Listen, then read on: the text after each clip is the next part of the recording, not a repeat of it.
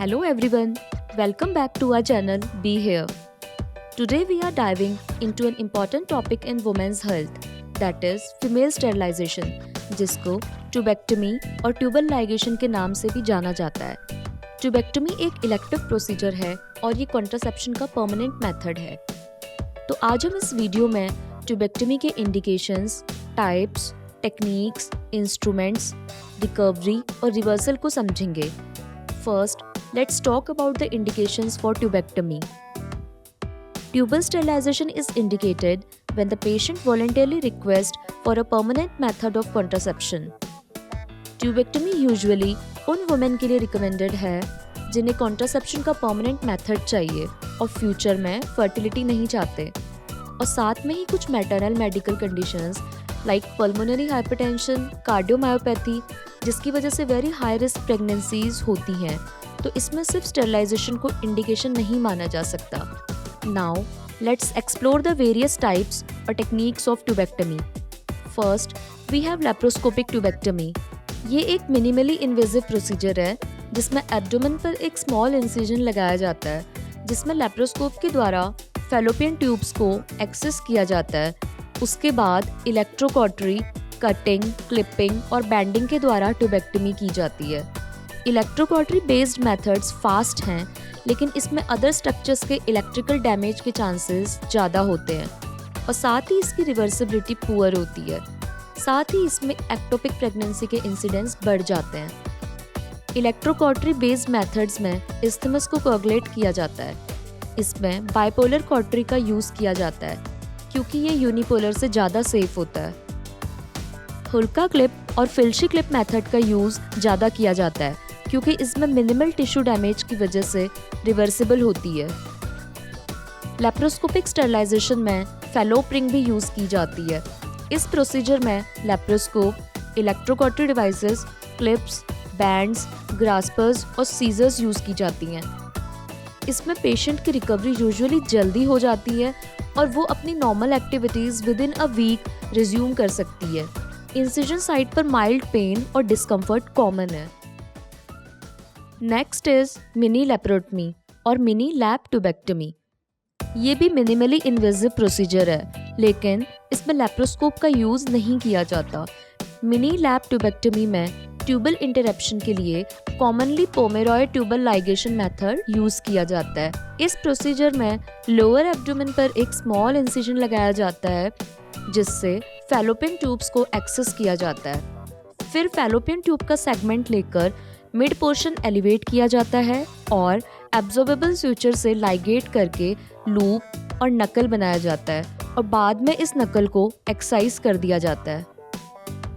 इसमें primary instruments scalpel, retractors, forceps, scissors, sutures and needle holders use किया जाता है. इसमें पेशेंट की रिकवरी में थोड़ा ज़्यादा समय लगता है, जिसमें 1 वीक तक रेस्ट रिकमेंडेड है. Next is postpartum tubectomy. Postpartum tubectomy child birth के 48 आवर्स में किया जाता है. इस time fallopian tubes more accessible होती हैं. ये टेक्निक मिनी लेप्रोटमी की तरह ही होती है. इसमें इंस्ट्रूमेंट्स जैसे scalpel, forceps, scissors, sutures and needle holders use किया जाता है. Next is hysteroscopic tubal sterilisation. Hysteroscopic tubal sterilisation में फैलोपियन ट्यूब्स को हिस्ट्रोस्कोप से स्टेरिलाइज किया जाता है. हिस्ट्रोस्कोपिक स्टेरिलाइजेशन के 2 मेथड्स हैं. First is the Essure system and the next is the Adiana system. इन दोनों मेथड में इम्प्लांट्स प्लेस किए जाते हैं और जो टिश्यू रिएक्शन को स्टिमुलेट करते हैं और अल्टीमेटली ट्यूबल ऑक्लूजन हो जाता है. एश्योर सिस्टम में 3.6 centimetre stainless steel inner coil and the nickel titanium outer coil each fallopian tube में इंट्रोड्यूस की जाती है, और एडियाना सिस्टम में 0.4 सेंटीमीटर फ्लेक्सिबल सिलिकॉन इंसर्ट किया जाता है. पेशेंट्स को इंस्ट्रक्ट किया जाता है कि 3 मंथ्स तक additional form of contraception use किया जाए क्योंकि इसकी एफिकेसी हिस्ट्रोसल्फिंजोग्राफी के बाद ही पता लगाई जा सकती है. सर्टेन डिवाइसेस के सेफ्टी कंसर्न्स की वजह से आजकल ये मेथड लेस कॉमन है. Minimal recovery time usually a day और 2. Next is laparotomy. Laparotomy extensive abdominal surgery है। इसको यूजुअली तभी परफॉर्म किया जाता है जब साथ में और भी कोई एब्डोमिनल कंडीशंस हों। फैलोपियन ट्यूब्स को लेप्रोटमी से डायरेक्टली एक्सेस एंड लाइगेटेड किया जाता है। इसमें इंस्ट्रूमेंट जैसे scalpel, forceps, scissors, sutures and needle holders use किए जाते हैं।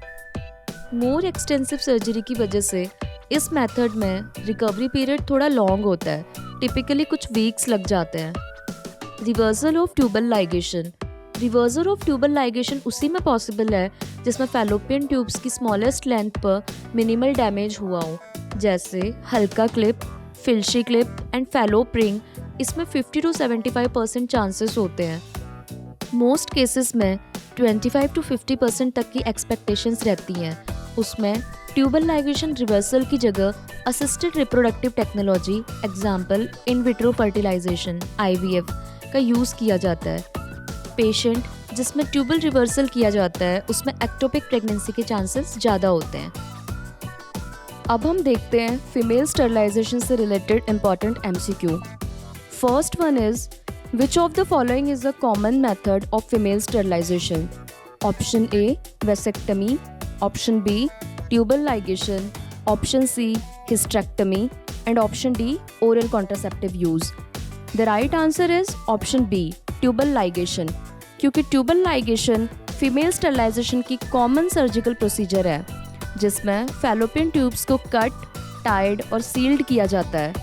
वेसेक्टमी मेल स्टरलाइजेशन मेथड है और हिस्टेक्टमी में यूट्रस को रिमूव किया जाता है। ये कोई स्टरलाइजेशन टेक्निक नहीं है। Next question is what is the primary mechanism by which tubal ligation prevents pregnancy?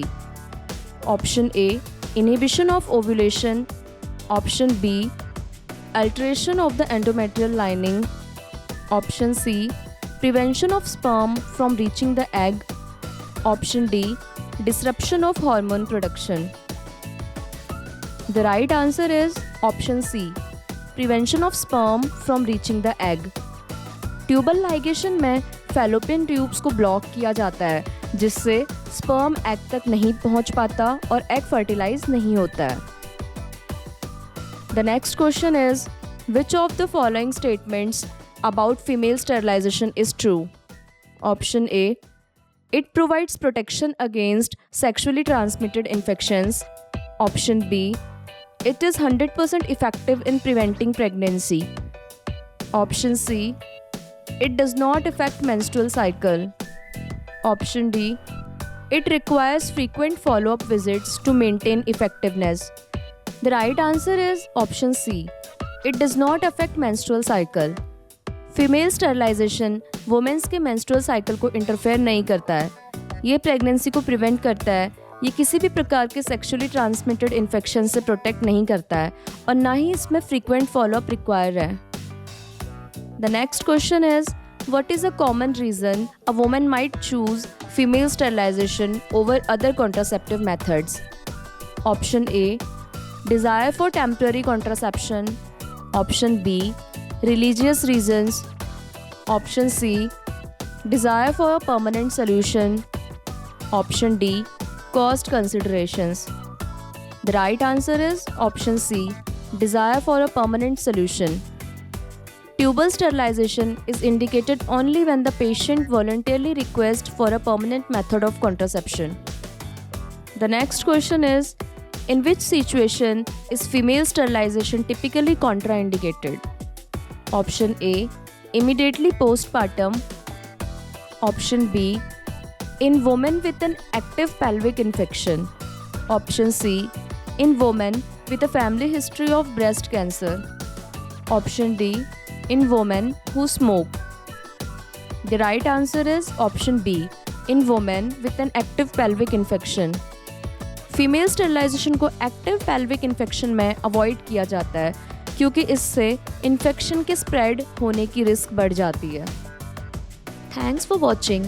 If you found this video helpful, give it a thumbs up and subscribe to our channel for more health related content.